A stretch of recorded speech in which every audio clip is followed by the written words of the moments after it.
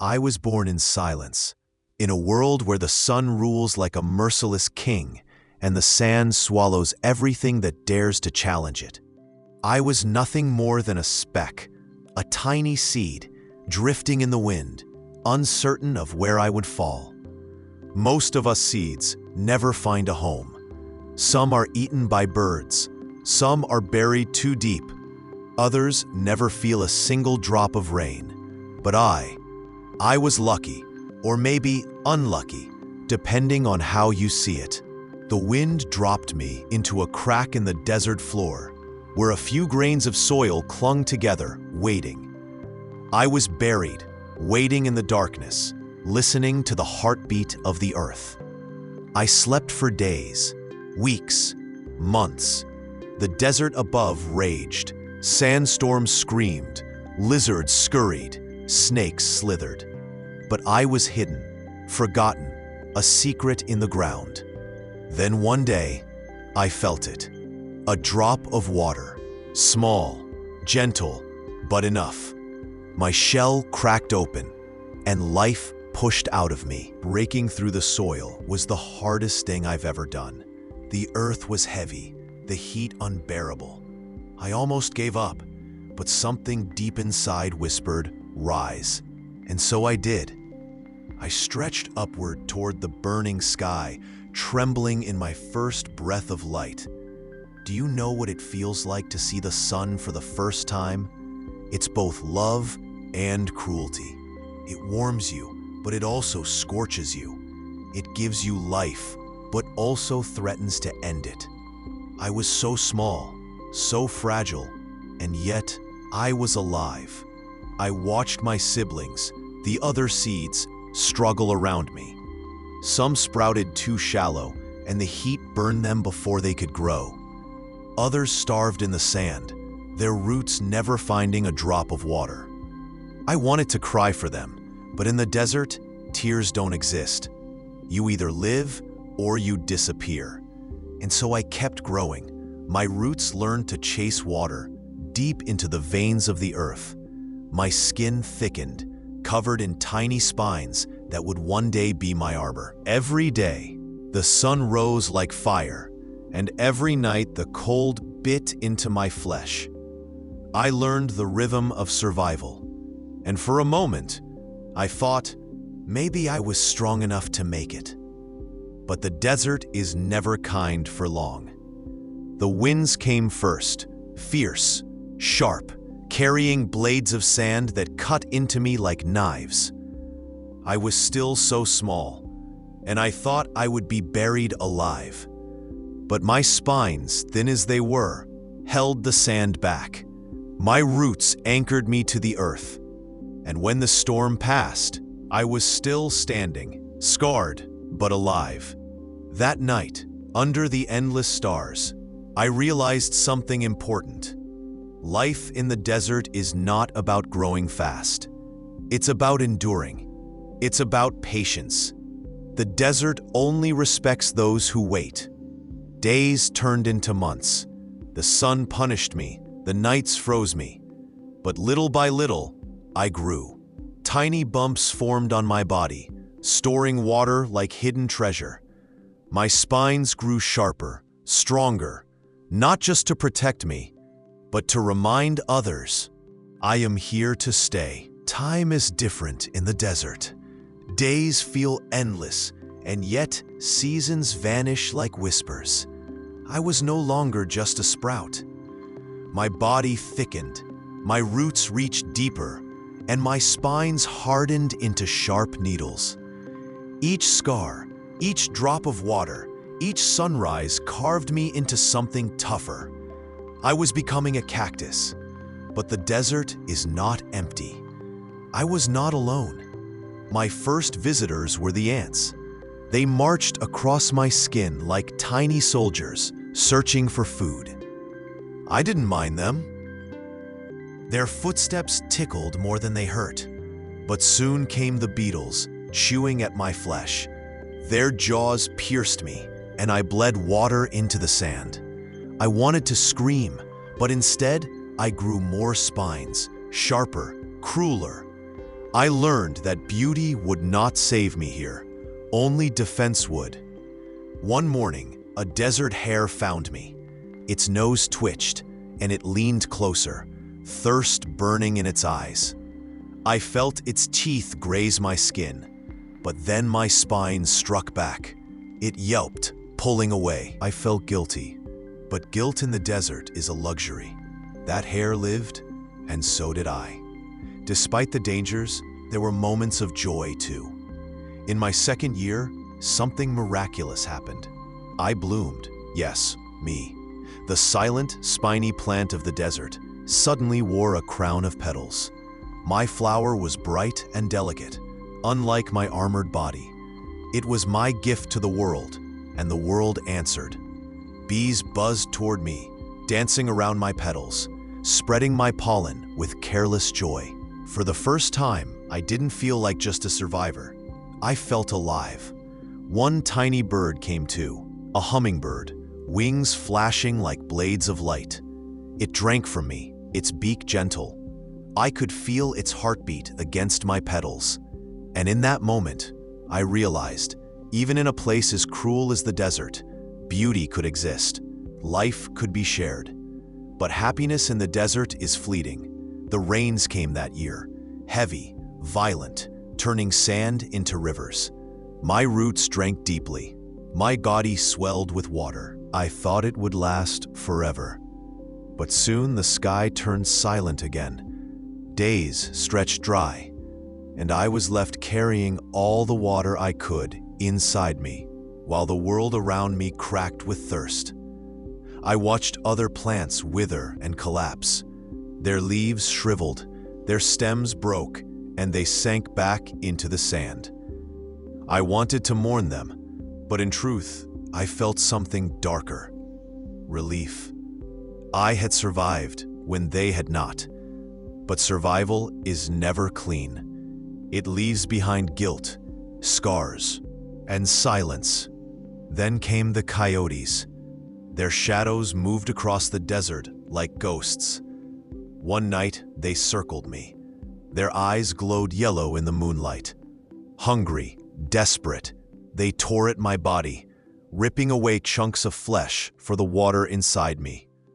Pain unlike any I had known coursed through me, but still I stood. My spine stabbed them, blood staining the sand, but they returned again and again. I wanted to beg them to stop, but in the desert, begging means nothing. Only endurance matters. And still, I endured. Each attack, each scar, each dry day forged me into something the desert could not break. I grew taller, stronger. My body swelled with hidden reservoirs. Birds began nesting in my arms, perching on me during the hottest days. I had become more than just a cactus. I was a shelter, a guardian, a small kingdom of life in the emptiness. Yet, in my heart, I knew nothing in the desert lasts forever. Every bloom fades.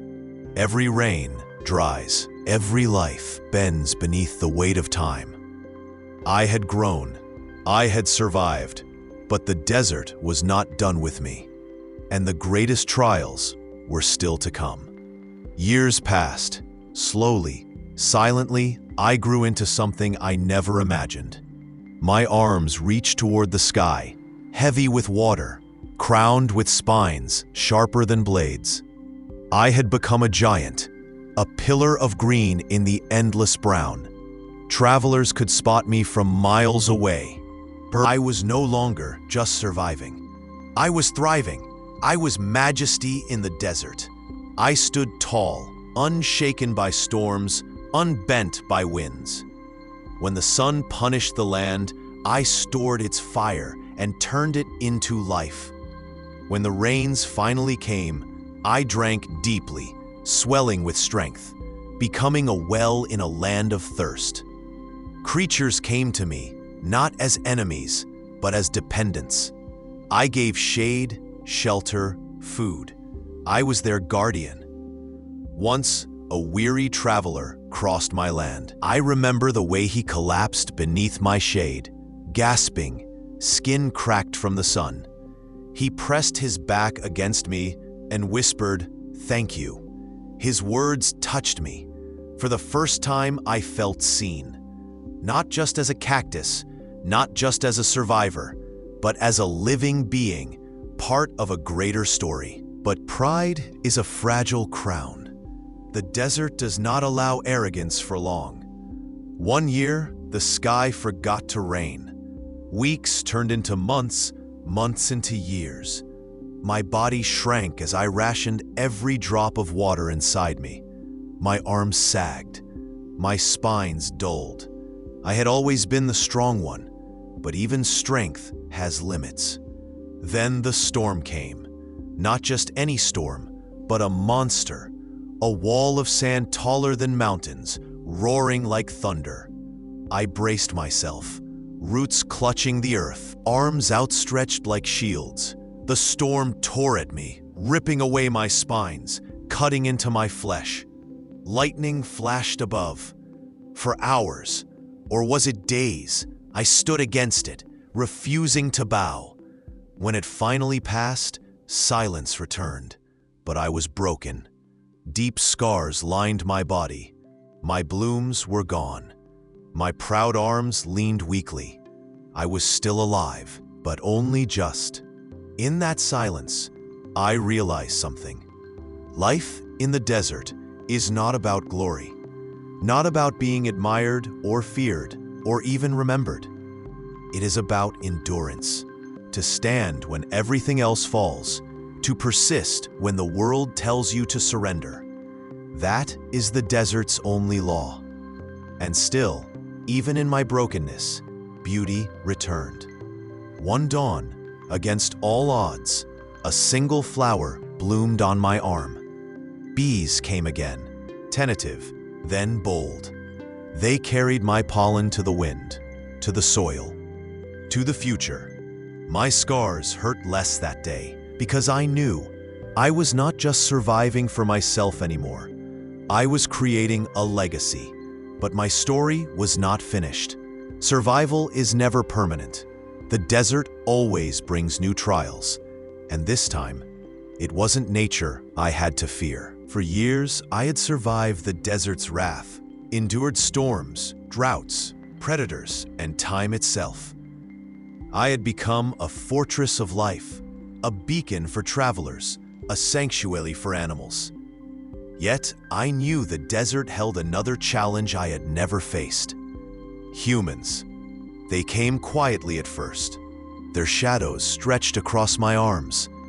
One of them, a young traveler, weary and sunburnt, approached. He paused beneath my shade, resting his hands against my trunk. "You've saved me," he whispered. His voice trembled. I felt warmth I had never known from the desert. Gratitude. For a moment, I thought perhaps not all humans bring pain. Some see life as I do, as precious. But then others came. They were not here to rest or to marvel. They wanted water, flesh, life taken from me without thought. Knives gleamed in the sun. I felt the first cut, sharp, deep, ripping my skin, spilling my lifeblood onto the sand. I bled for hours, powerless to stop them. My arms, once proud and strong, trembled. Pain unlike any I had known coursed through me. Yet, I endured. My roots held me fast. My heart, yes, my heart, beat stubbornly, refusing to surrender. Not all humans were cruel. The young traveler shouted, waving his arms, defending me. "Stop! Leave it be!" Some of the humans retreated, but the damage was done. My arms were wounded, my flowers crushed, my spines broken. I survived, but I was changed forever. Time passed. My scars healed slowly, each one a memory of both cruelty and kindness. I grew weaker, not from lack of water, but from knowing the desert held pain even beyond its storms. And yet, life continued. A final bloom, appeared on my tallest arm, a flower glowing against the harsh sun. Bees came once more, tentative, almost reverent. Even in my weakening, I gave beauty, life, and hope to those who depended on me. In my last years, I reflected on my life. I had been a tiny seed, buried in the sand, fragile and afraid. I had sprouted, survived predators, endured storms, fed creatures, and inspired travelers. I had experienced joy and pain, growth and loss, hope and despair. And though my arms were scarred and my body weakened, I knew my story was not ending in vain. I gave my seeds to the wind, scattering them across the dunes. Some landed in cracks in the soil. Some were carried far away by birds. Each one carried a piece of me, my strength, my lessons, my endurance. And one day, they would rise, tiny green shoots breaking through the sand, reaching for the sun just as I had. The desert is cruel. It will take all you love if you let it. But it also gives. It teaches patience, endurance, and quiet strength. I am no longer just a cactus. I am a memory, a story, a seed waiting to bloom again. And though my trunk will one day crumble, though my arms will fall, though my flowers will fade, life will continue, because that is the law of the desert. Survival is not always about staying alive. Sometimes it is about giving life to what comes after you. So if you ever find yourself in the desert, looking at a lone cactus standing tall against the sun, remember this: it has lived, it has suffered, it has bloomed. It has been everything it could be, and then it gave itself so that others might live. That is the story of a cactus, small and silent, yet larger than any of us could imagine.